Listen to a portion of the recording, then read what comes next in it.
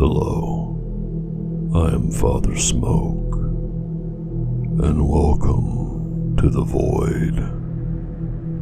I have 3 stories this evening of unwanted guests. Let's begin. The old barn on our property was built in June 1863, and it is still intact and as solid as a battleship. We had been installing some 4x4 posts in the barn to build stalls for our 2 Belgian mules. Now, the holes that we dug for these posts had to be deep, because the mules they would contain are big and powerful. At the depth of about 3 feet, I spotted something shiny in one of the holes. All 3 of us working in the barn saw the object fall out of the post hole digger, and it was dumped in the dirt. I picked it up and looked at it in amazement. It was an old tintype portrait of a bearded man. When I sent an image of the tintype plate to Eastman Kodak for analysis, they said that judging by the color of the picture and the clothing style of the subject, the portrait would be dated around 1845 to 1860. Amazingly, the tintype had been under the earth for 140 plus years, and the frame had not rusted away, nor had the image disintegrated. But here's the kicker. When we first moved into the house, we often saw the image of a man looking in our large 4x8 window. We still saw it when he had the lights on bright and really lit up the room. The image was so detailed that sometimes I thought I was seeing my own reflection. The image on that old tintype is the same man that we would see looking in at us. And here is another eerie thing to contemplate. When we first unearthed the old tintype, its emulsion covering was clear. Now it has started to fog over, and there is another image superimposed on the picture over the man's left shoulder. You can see the glint in its eye, and the mustache too. And it appears that other images are beginning to form.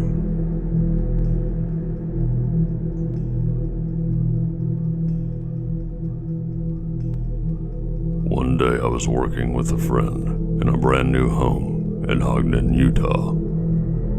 We were doing the heating and air conditioning. My friend was checking the furnace and discovered it had a bad transformer, so he left to get a new one. While he was gone, I continued installing the ductwork. I got an eerie feeling and looked over my shoulder and saw an old woman standing at the base of the stairs. I figured she was the homeowner. I said hi and asked her if she needed anything. She just shook her head no and smiled. I went about my business. Then I felt the same eerie feeling. I looked over my shoulder, and there she was, about 5 feet from me. I got off my ladder and said, "Can I help you?" She smiled, and once again, she shook her head no.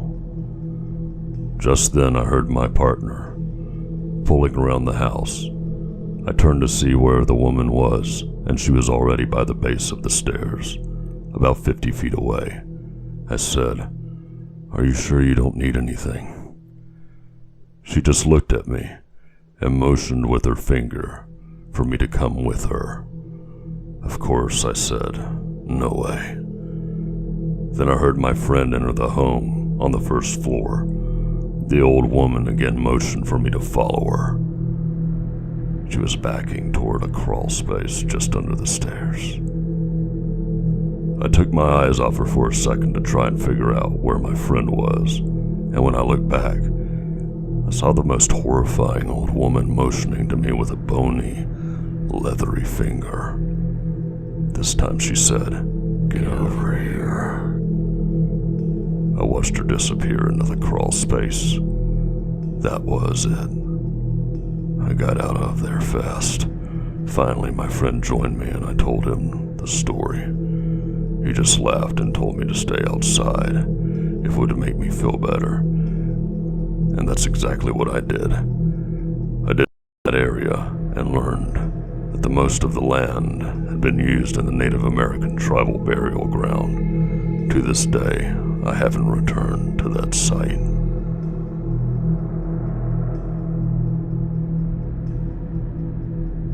In the mid-80s, we bought a 200-year-old farmhouse. Some records came with the house, so we had an idea of some of the changes and remodeling that had been done over time.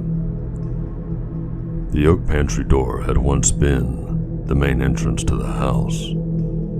This door latched with a 3-inch iron thumb latch, but we often found it open when we came in from being outside, or when we got up in the mornings.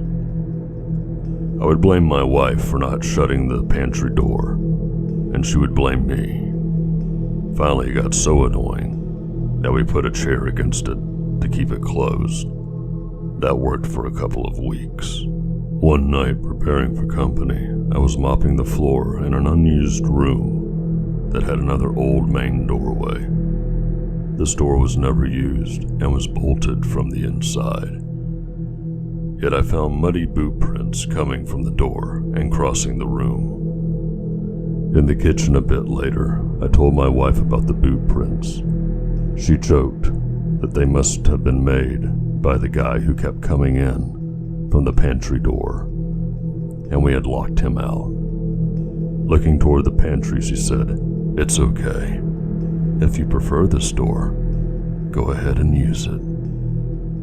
Immediately the latch clicked and the door swung open, pushing the chair aside. Needless to say, cold chills ran through the both of us.